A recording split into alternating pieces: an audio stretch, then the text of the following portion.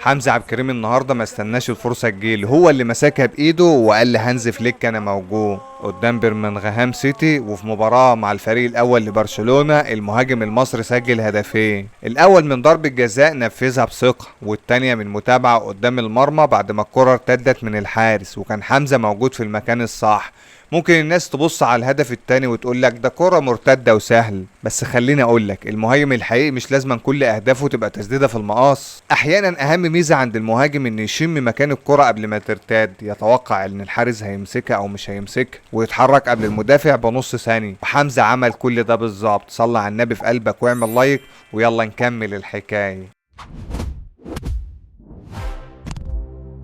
حمزة بدأ المباراة وهو عارف ان دي مش مجرد ودية، ده فرصة قدام هانز فليك، كل لمسة محسوب، كل تحرك متراقب، وكل فرصة ممكن تقربه خطوة من الفريق الأول أو ترجعه تاني لورا. لكن اللاعب داخل من غير خوف، في ضربة الجزاء تحمل المسؤولية وسجل، ودي نقطة مهمة جدا لأن لاعب صغير بيلعب وسط نجوم برشلونة وكان ممكن يسيب الكرة لأي اسم أكبر منه، لكن خدها وسددها بثقة. بعدها ما اكتفاش بالهدف الأول، فضل قريب من المنطقة بيتحرك ما بين المدافعين مستني الفرصة التانية، ولما الحارس رد الكرة حمزة ما كانش واقف يتفرج، دخل عليها وحطها في الجول. المهاجم القناص ما بيسألش الكرة جاية منين، المهم يعرف هي رايحة فين. وبعد الهدفين تقريبا فليك قرر يخرجه في الدقيقة 64، والتغيير هنا مش معناه ان المدرب ما كانش راضي عنه، بالعكس انت بتتكلم عن مباراة تحضيرية والمدرب محتاج يوزع الدقايق ويحافظ على اللاعبين، وحمزة كان بالفعل عمل اللي مطلوب منه، لعب سجل مرتين وبعت رسالة واضحة. الرسالة مش ان حمزة بقى مهاجم برشلونة الاساسي خلاص، لازم نبقى واقعيين، لكن الرسالة ان الولد لما اخد الفرصة وسط الفريق الاول ما ارتبكش، ما اختفاش، وما اكتفاش انه يجري ويضغط علشان الناس تقول انه مجتهد، لا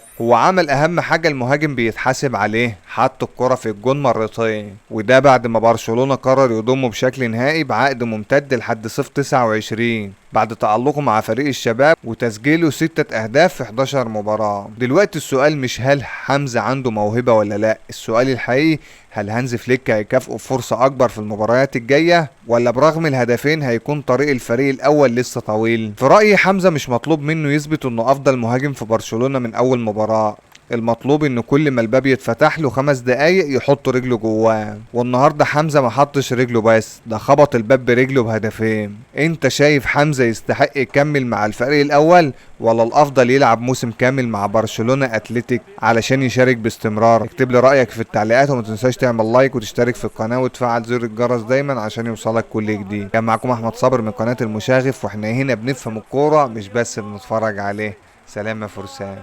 حمزة عبد الكريم يسجل ويتقدم ثنائية لمصلحة البارسا، ولكن